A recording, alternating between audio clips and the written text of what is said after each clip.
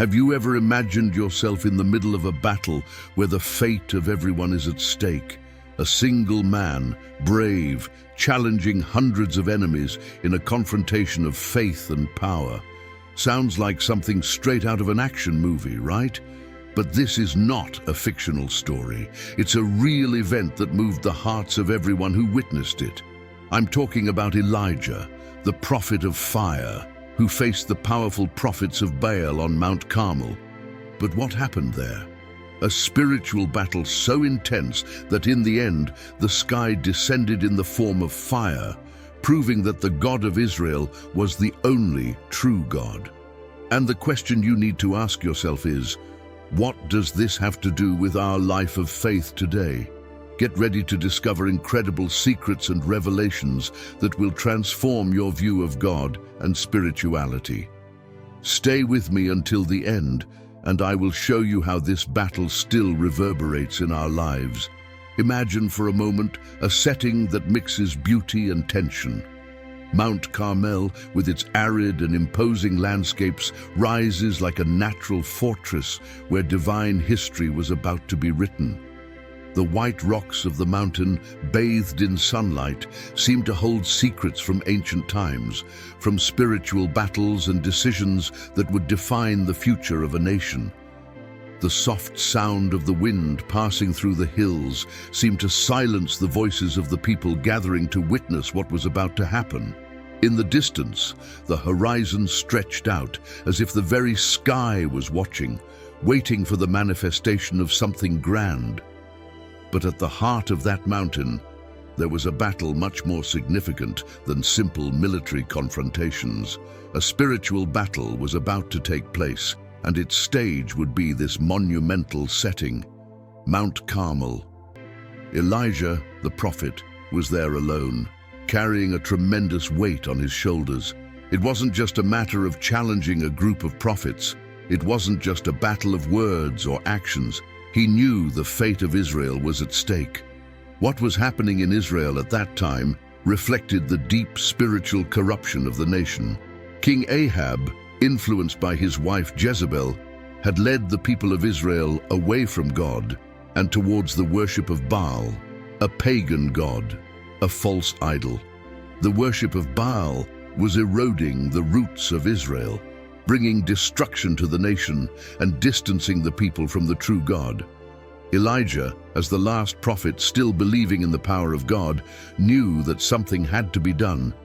And he knew it had to be done right then and there. He was preparing for a confrontation that wouldn't just be about him, but about the future of everyone.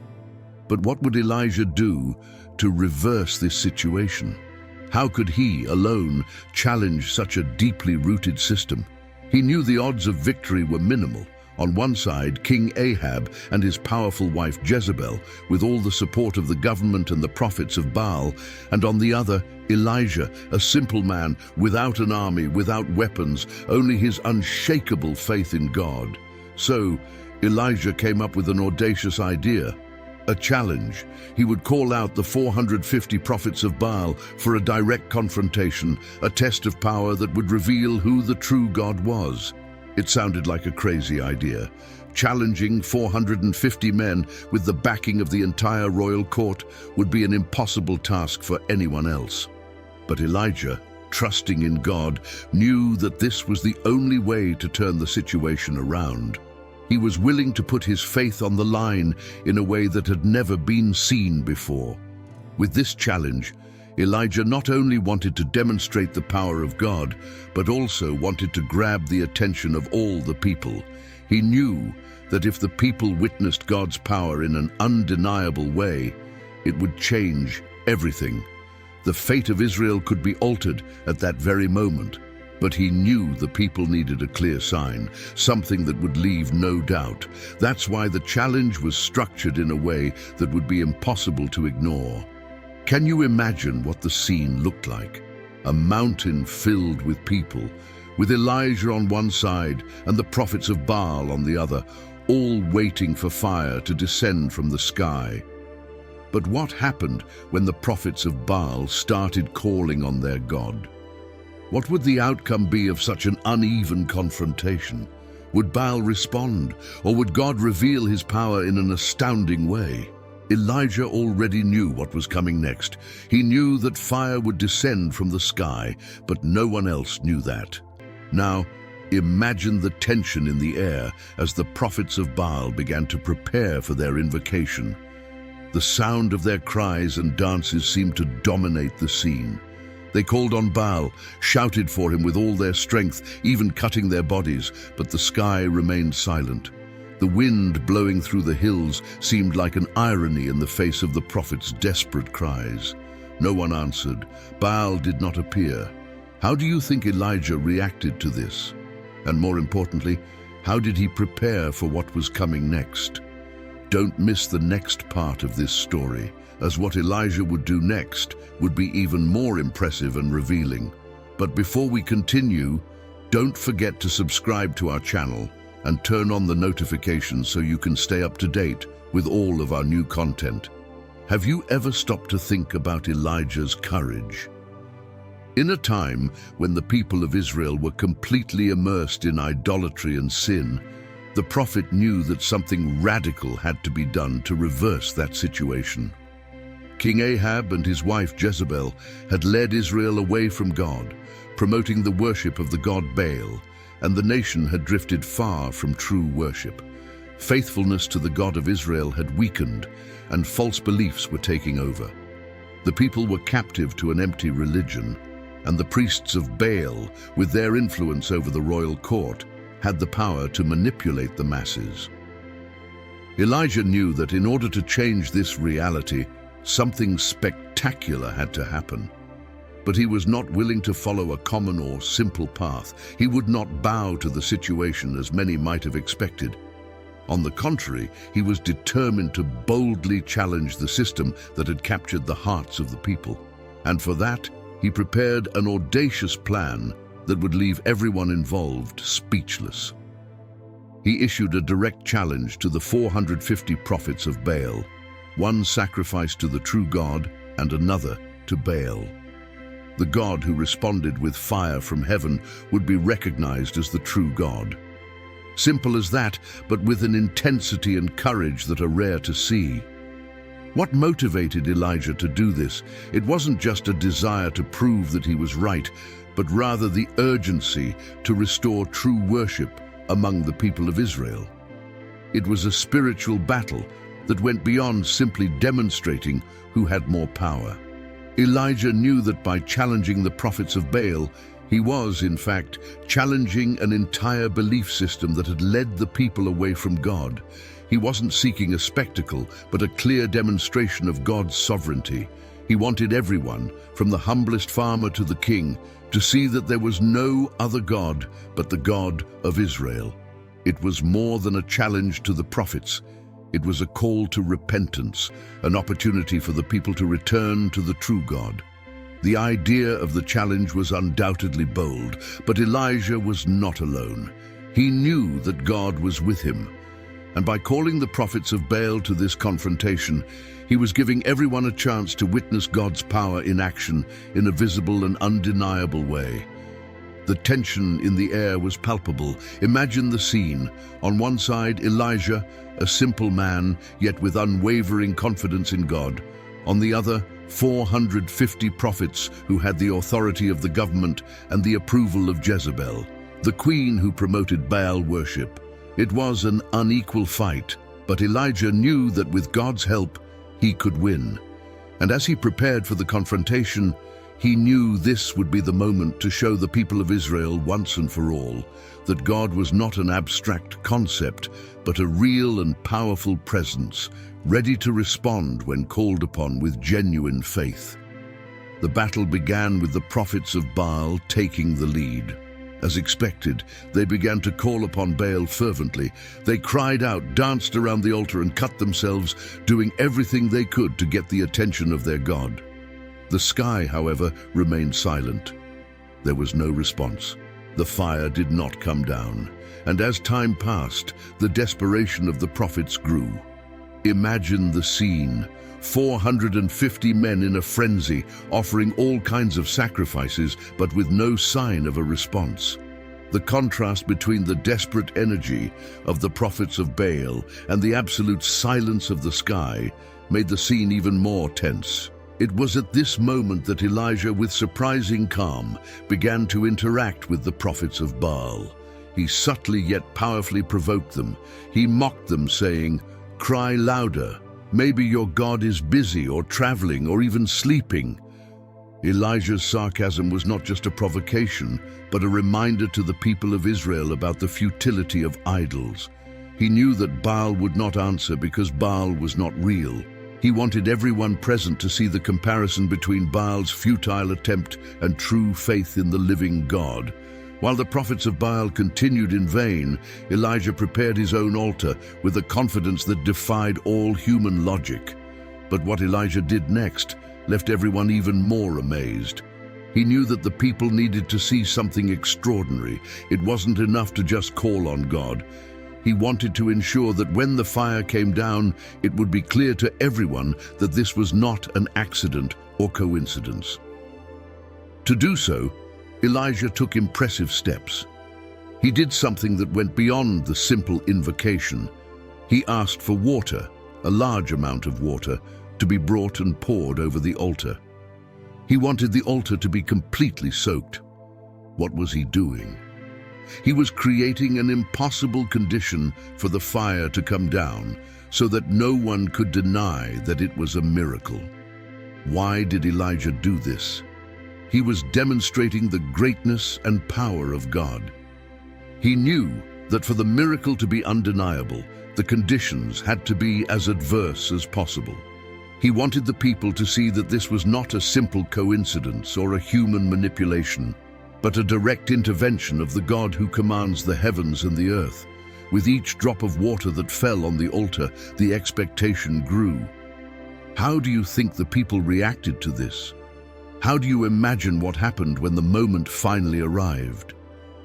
God's response was even more impressive than you can imagine. Stay tuned, because what happened next left everyone speechless and changed Israel's destiny forever.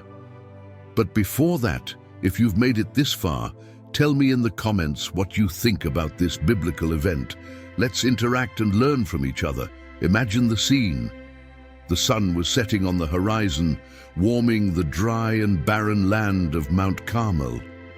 On one side, 450 prophets of Baal were in a frenzy, driven mad by the pressure, the need to make something grand happen. On one side, there was frantic worship, the sound of voices screaming Baal's name, bodies cut, desperate dancing. On the other side, the absolute silence of the sky. There was nothing, no fire, no response, no sign of life from the God to whom they were giving all their trust. What seemed to be a sacred ceremony to them was becoming more and more awkward. But why was all of this happening? Because what they didn't know, or perhaps what they didn't want to believe, was that Baal wasn't listening. He wasn't there. Their cries, their rituals, their attempts to invoke the power of Baal were being ignored by the universe, which seemed to mock their actions. The prophets of Baal were actually becoming increasingly aware of the great lie they had followed for so many years. They were faced with an undeniable truth. Baal was not real. They were seeking something that didn't exist, and the more they cried out, the more the silence seemed to stretch, as if the very sky was telling them that no matter how hard they tried, Baal wouldn't appear. They cut themselves, shouted louder, perhaps hoping that their God, through some kind of noise or suffering, would finally be moved. But what they saw was actually a cruel reflection of the futility of it all. It was nothing but an empty theater, where the actors, the prophets of Baal, were being forced to perform a play that no longer had an audience. It is in this moment of utter desperation that Elijah's story begins to shine. He observes all of this with a serene, almost silent gaze, as if he knows that the silence of the sky is the greatest proof of the farce being played out there. As spectators, we can feel the weight of that tension. On one side, we have 450 men crying out to a God who does not listen.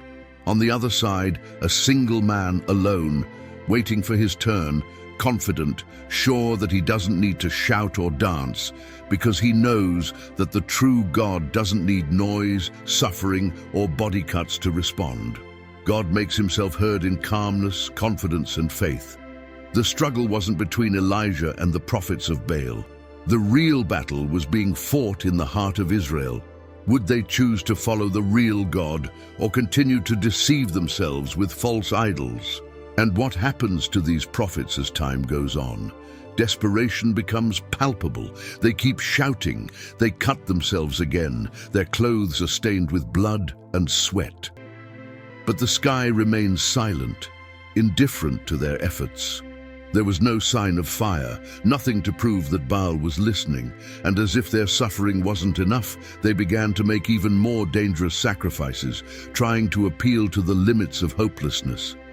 This makes us think, how far will someone go in their faith in something that doesn't exist? How far can human beings be led by their own wrong beliefs when they are convinced they are doing the right thing?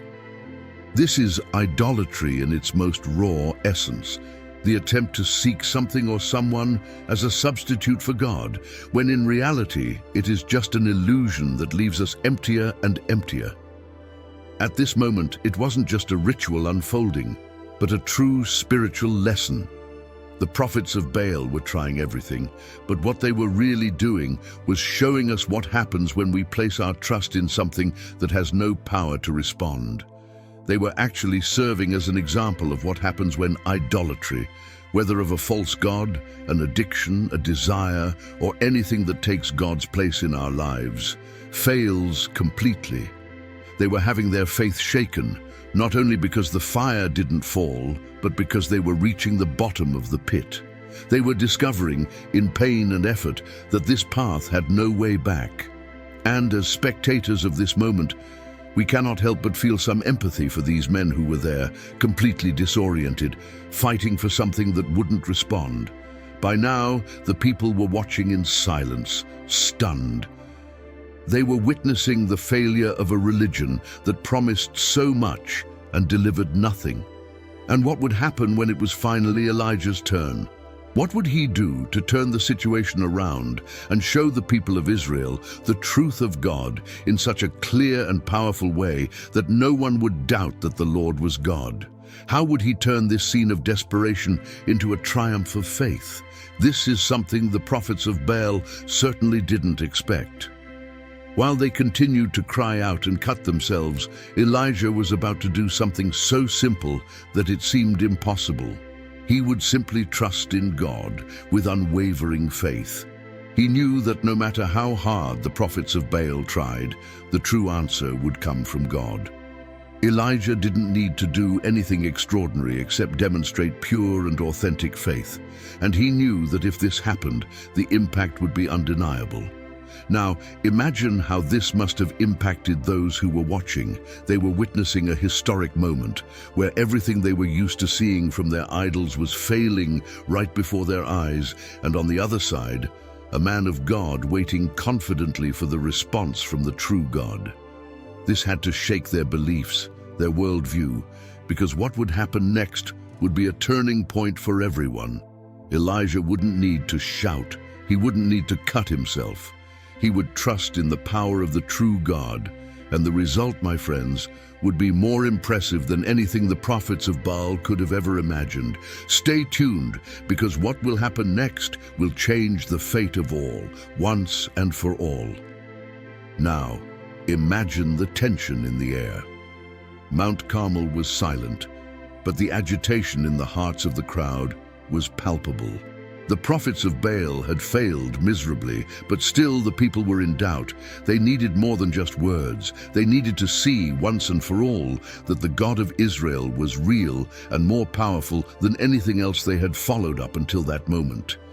It was at this moment that Elijah, with calm and determination, took control of the situation and made the boldest and most impressive move of his life.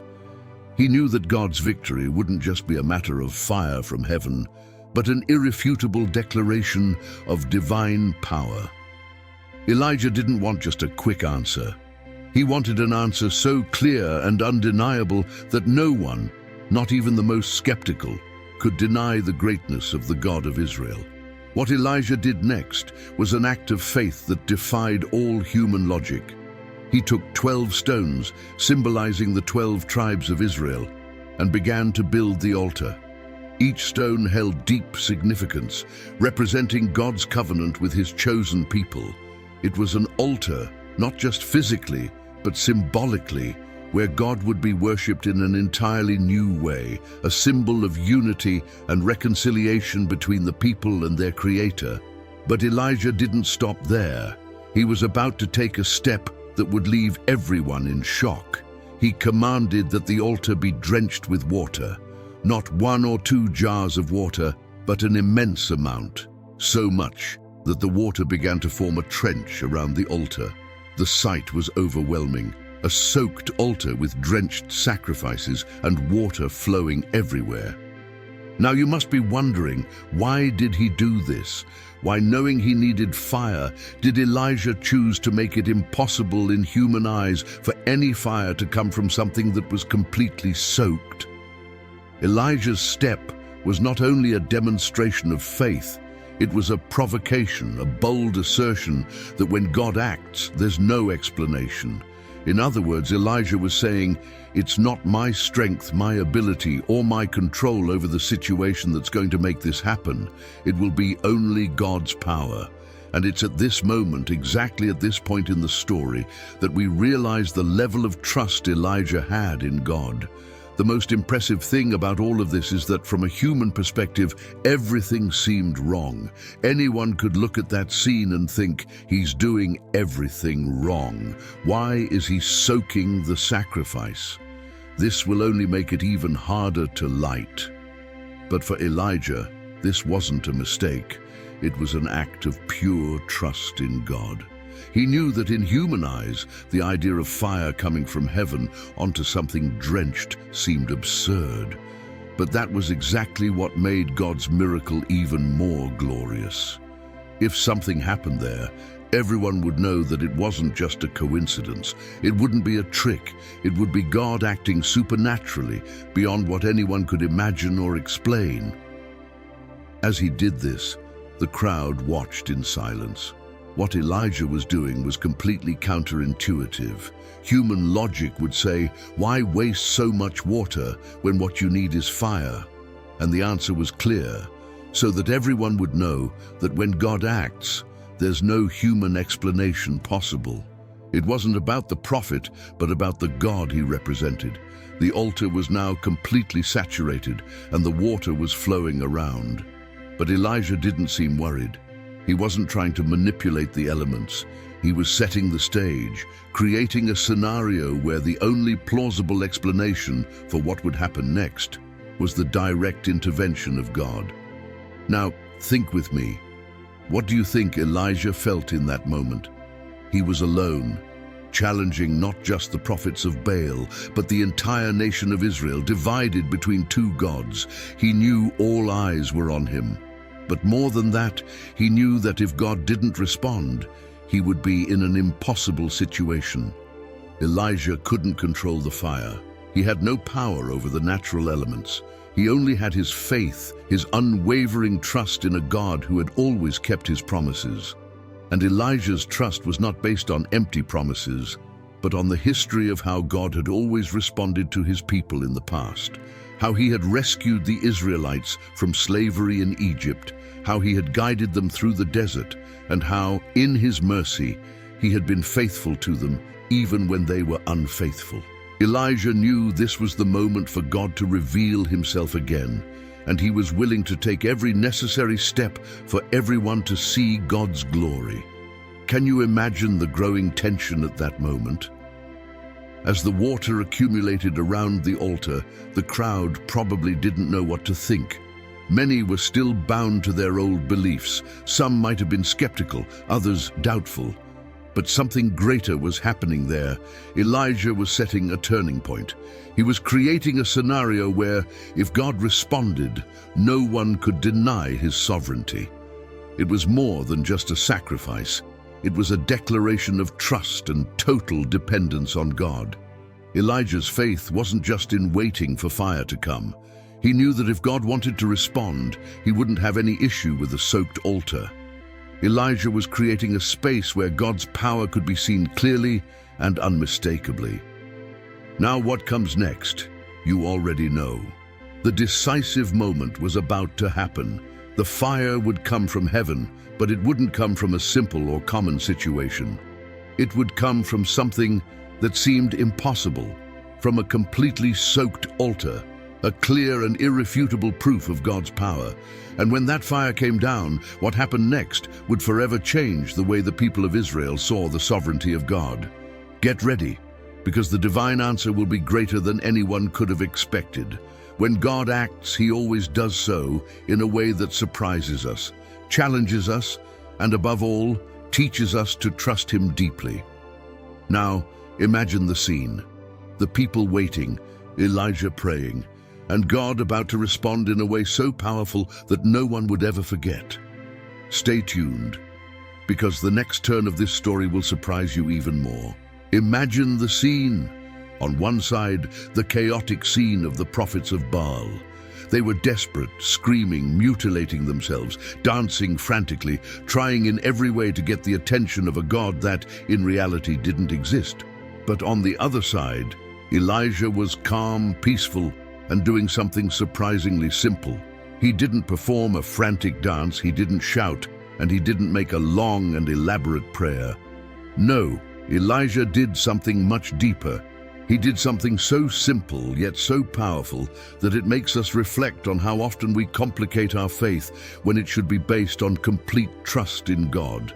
In an act of simple trust, Elijah approaches the altar and without much fanfare lifts his eyes to the sky and cries out, "Lord God of Abraham, Isaac, and Israel, let it be known today that you are God in Israel." A direct cry, with no adornments, no external elements to make it a grand spectacle. He didn't need anything more because he knew that true faith doesn't need shouting or dramatic gestures. He knew that God hears a sincere, simple, and true prayer. And what Elijah did here was a direct invitation for everyone to witness the power of God in a clear and unmistakable way. Now, you might be thinking, but how can something so simple be so powerful? The truth is that often what we expect from God are grand and complex manifestations. We want our faith to be marked by great miracles and spectacular demonstrations. But what Elijah teaches us with his prayer is that true faith doesn't need to be complex to be effective. He knew that God didn't need many adornments to respond. He knew that by crying out to the God of Abraham, Isaac, and Israel, he was drawing on a legacy of faithfulness and promises that God had already demonstrated repeatedly throughout the history of his people. And isn't this what we see in our own spiritual journey? Often, we complicate our relationship with God, thinking we need perfect words or extraordinary actions to get his attention. Elijah, however, gives us a profound lesson. It is the sincerity of the heart, the complete trust in God, that attracts his attention. It's not the grand speeches or complicated words, but the humility and trust in his power that make the difference. When Elijah prayed, he wasn't just asking for a miracle, he was declaring something much bigger, that the God of Israel was the one true and sovereign God. And what happened after Elijah's prayer? Something extraordinary. The sky responded, and not just with a simple sign. The fire descended so impressively that it consumed the sacrifice, the altar, and even the water around it. But before we talk about what that meant, it's essential to understand what this represents for us. When God answers a simple prayer like Elijah's, he shows us that his presence doesn't depend on the grandeur of our words or actions, but on the sincerity and trust we have in him. Elijah's prayer also teaches us about humility. He didn't make a spectacle of his faith. He wasn't trying to show off for the crowd. His prayer wasn't to impress others, but so that God's glory would be manifested in a clear and evident way. This makes us think, how many times are our prayers more about ourselves and less about glorifying God? How often do we pray seeking recognition or looking for something visible to the eyes of others instead of simply seeking God's will? Elijah didn't care about that. He knew his prayer needed to be sincere and simple, with no adornments, so that God would be the center of attention. And here we arrive at the deepest point of Elijah's prayer. When he cries out to the Lord, he's not asking for something personal. He wasn't seeking immediate benefit for himself, but he wanted everyone to know who God was. He wanted the truth about the God of Israel to be revealed so clearly that no one would have any doubts. That was the true purpose of his prayer. And when God responded with fire from heaven, Elijah wasn't just witnessing a miracle, he was participating in the revelation of who God is. Now imagine the impact of this simple prayer on those present at that moment. Those who had witnessed the frantic cry of the prophets of Baal were stunned. They saw with their own eyes what seemed impossible. The fire descended from the sky, consumed everything, and made it clear that at that moment, the God of Israel was revealing himself in an undeniable way. It was no longer a matter of blind faith, but a tangible demonstration of God's power. That simple prayer was the turning point. It was through this direct prayer, with no adornments, no dramatic appeals, that God chose to show his power in a way that no one could contest. This leads us to a profound reflection on how we see prayer in our own lives. Sometimes we feel like our prayers need to be complicated, full of beautiful words or grand gestures to be heard by God. But what Elijah teaches us is that many times the most powerful prayer is the one that comes from a sincere and trusting heart. When we approach God with humility, with a genuine heart, he is ready to respond in ways that exceed all our expectations. You might be wondering, but what does this mean for me today? The lesson from Elijah is clear. It doesn't matter how small or simple you think your faith is. What matters is the trust you have in God. He doesn't need grand gestures to answer your prayers. What he desires is a sincere heart, one that cries out to him in faith. When you pray, you are invoking the power of God in a way that can transform not only your life, but the world around you. Don't underestimate the power of a simple, direct prayer, because just as it happened with Elijah, God can answer in a way that changes everything. Now, with this in mind, it's time to see what happened after this powerful prayer. What happened when God responded? Get ready to witness one of the most impressive miracles in history, a miracle that demonstrated beyond a shadow of a doubt that God is the only one worthy of all our trust. Imagine the scene again. A large crowd gathered on Mount Carmel, all waiting, tense, for an answer.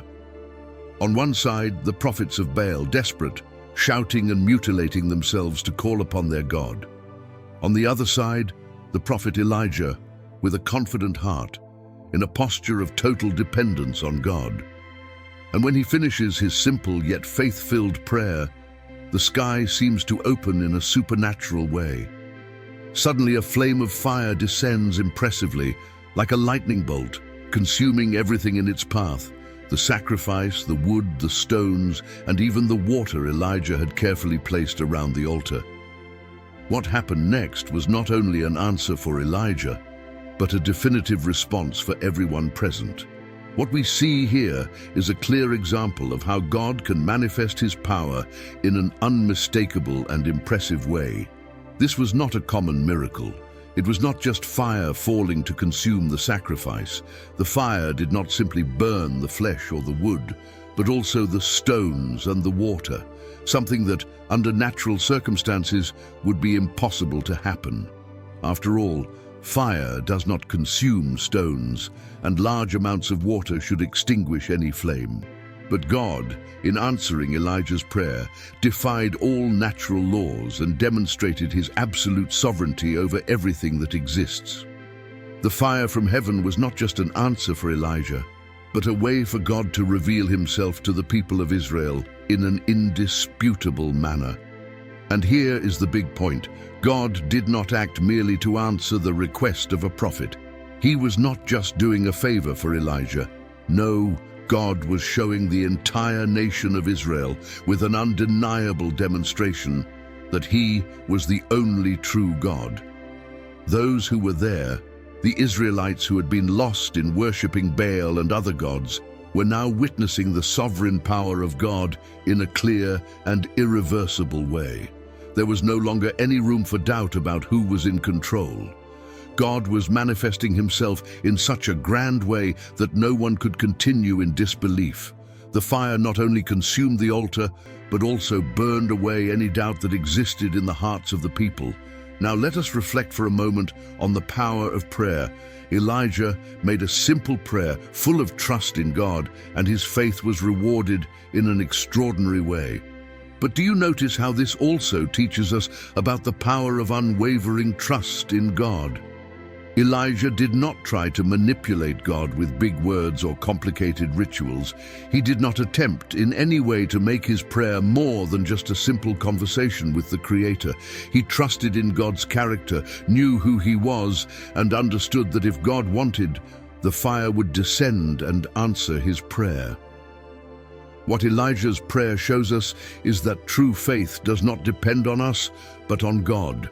Prayer does not need to be long and complicated. What we need is to trust God with all our hearts and wait for His answer. What God did in that moment was a demonstration of power, but also a lesson for all those watching.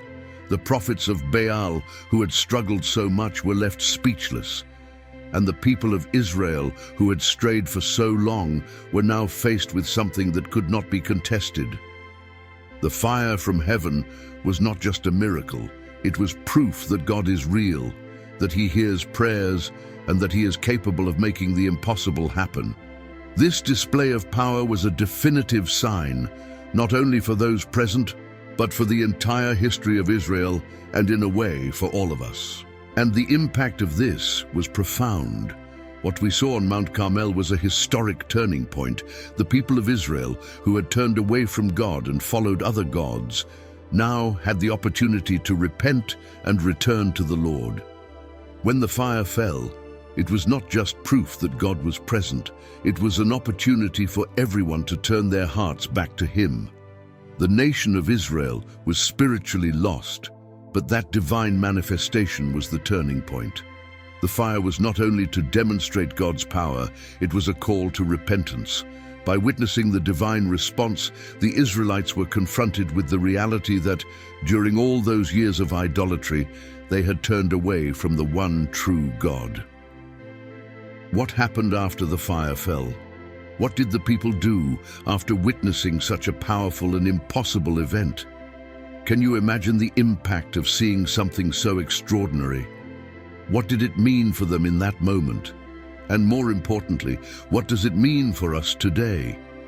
The fire of God was not just an answer for Elijah, but an opportunity for the people of Israel to reflect, repent, and return to worshiping the true God.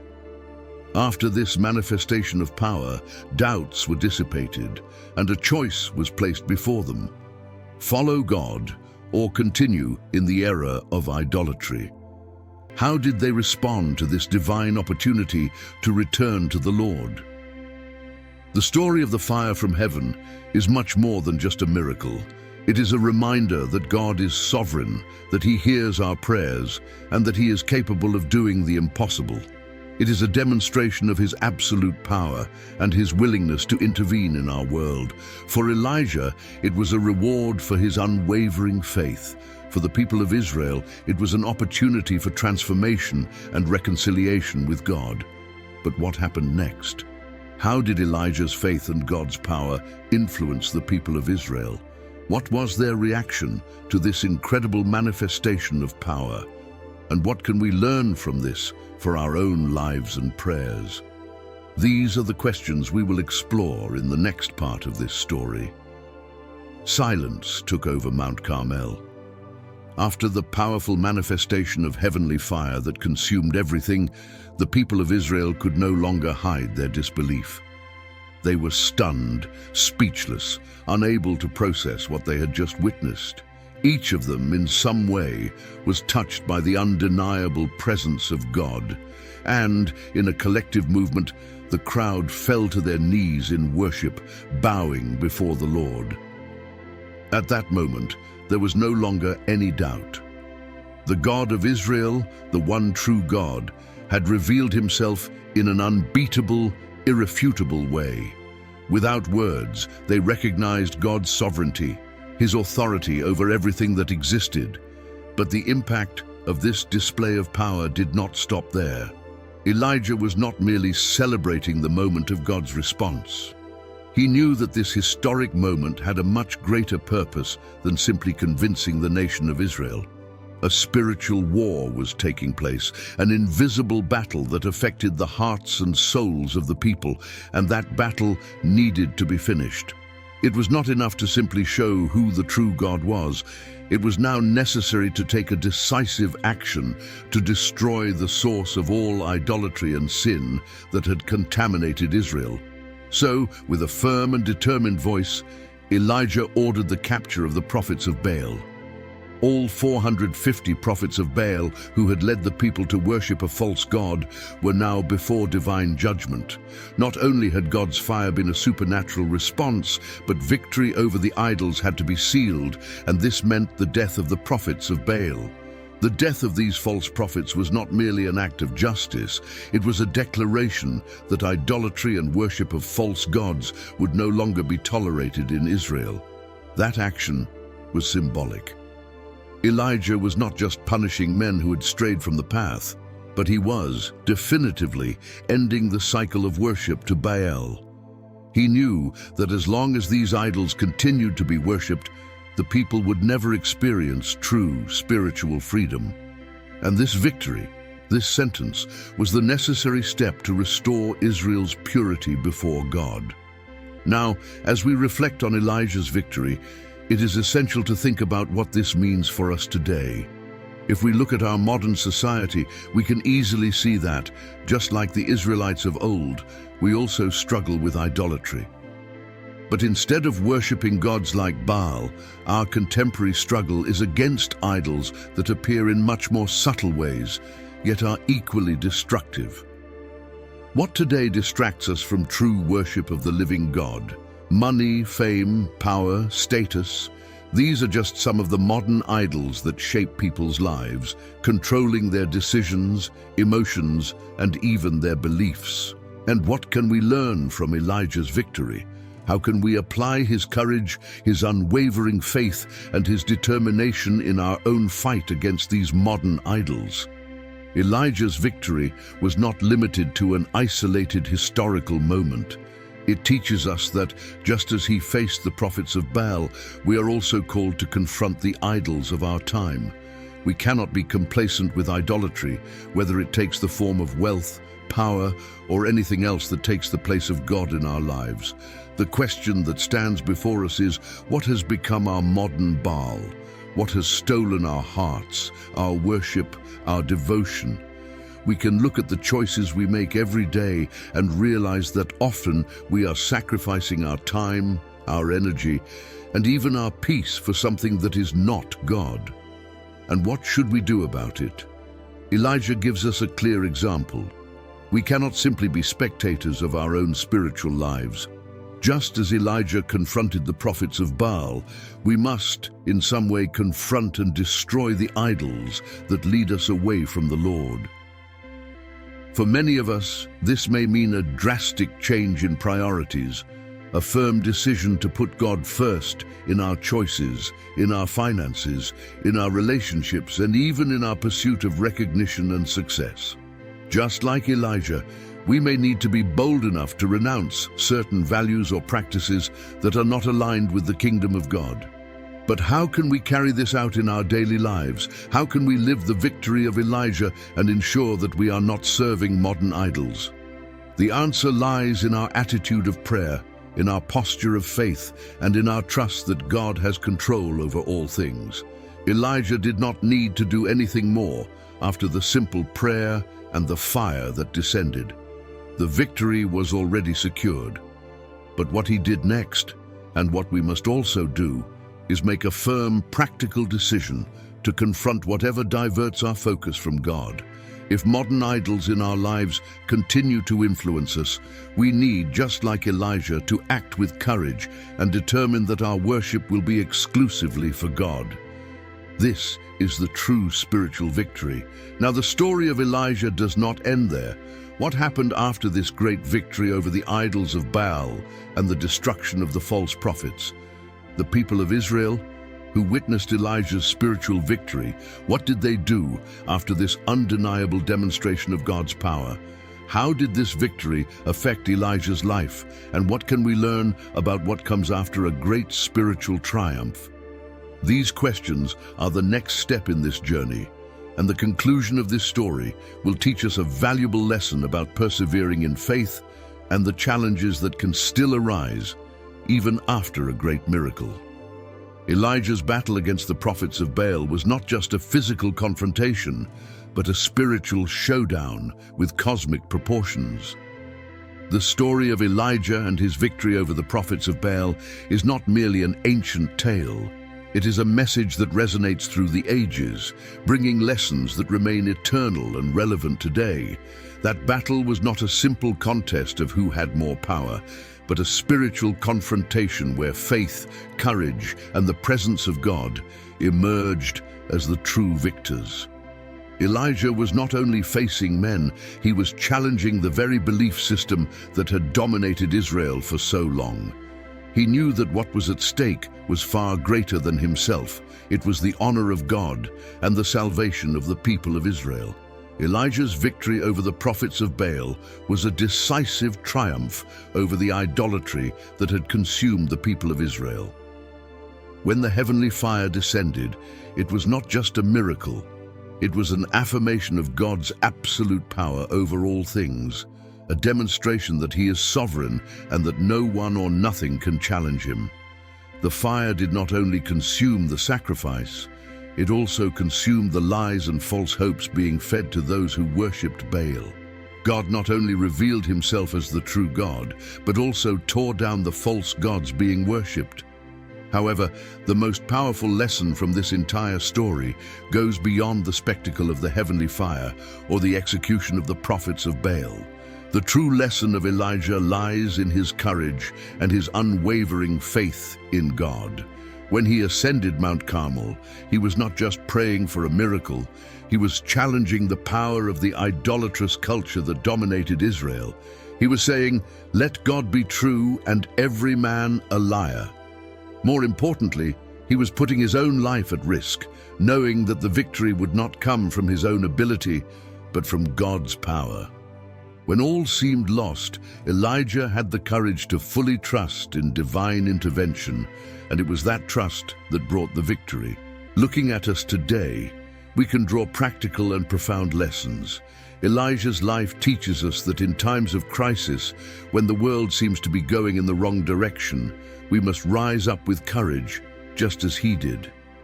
Sometimes, following God's path may place us in an isolated position, where we are swimming against the current of a society that often follows values contrary to divine truth. But Elijah's story shows us that even when we are alone, even when everyone around us seems to be in disagreement, God's presence is more than enough to sustain us. Elijah was not only physically alone, he was on spiritual ground where it seemed that the entire nation of Israel had become corrupt. But God was with him, and it was that presence that made all the difference. Have you ever felt alone in your faith, surrounded by people who do not share the same values as you? Have you ever had to make difficult choices, knowing they were going against the flow? The lesson of Elijah challenges us to keep our faith strong, to trust in God's power even when the world seems to have other priorities.